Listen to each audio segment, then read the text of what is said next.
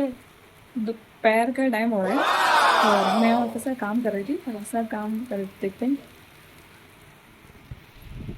और काम करते करते मैंने देखा कि बारिश स्टार्ट हो गई है। ये बारिश बहुत ही तेज।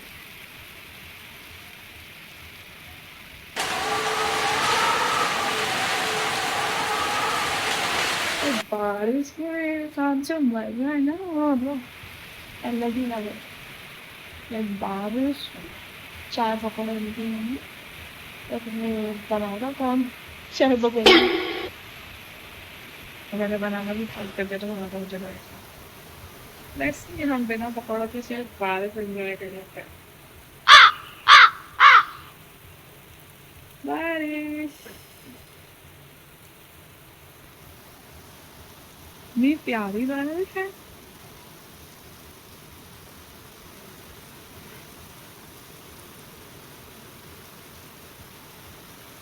तो बारिश को देख के इससे क्या याद आता है?